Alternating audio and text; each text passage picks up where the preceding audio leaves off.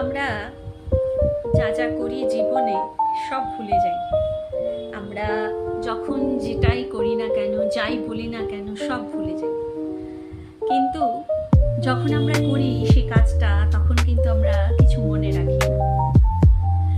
পরবর্তীকালে দেখা যায় যে সেটার জন্য আমাদেরকে সাফার করতে হয়, সেটার জন্য আমাদেরকে অনেক ভুগতে হয়।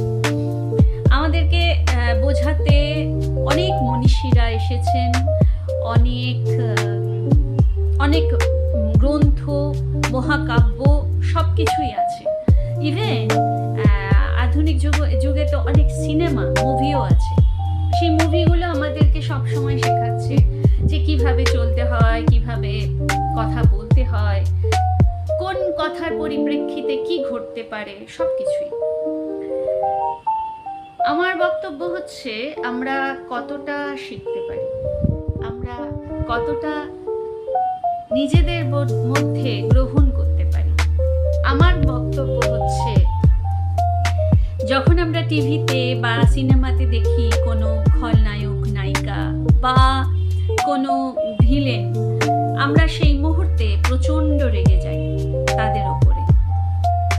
কিন্তু কোনো একটা সময় একটু শান্ত মনে ভেবো তো, তুমি কি তাদের পটভূমিকায় নিজেকে কখনো রাখতে পেরেছো? হয়তো সেরকম কাজ তুমিও করেছো। আমরা কেউ সাধারণত নিজেদের দোষ দেখি না, তাই না? কিন্তু আমাদের উচিত নিজেদের দোষ দেখা।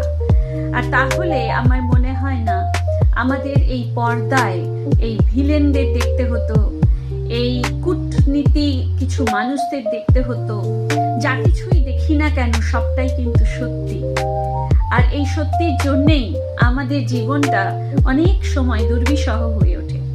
আমাদের নিজেদের কর্মফল, কৃতকর্মের জন্যই আমাদের এগুলো ভুগতে হয়।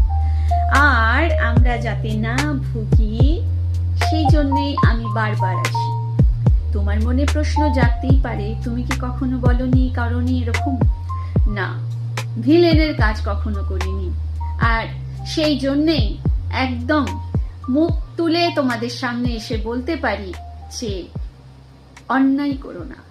আর অন্যায় করলে নিজেকে নিজের আয়নাতে দেখে নিজের চোখটা নামিয়ে ফেলবে। তাই অন্যায় করো না, এমন কোনো কাজ করো না। নিজের পায়ে দাঁড়াও, নিজের চিন্তা করো, নিজেকে কিভাবে সুন্দর করে রাখবে, জীবনটা কত সুন্দর করে গড়ে তুলবে, সেটার জন্য মরিঙ্গো বায়োসেন্স তোমার পাশে সবসময় আছে। তাই বারবার বলি, সুস্থ থাকো।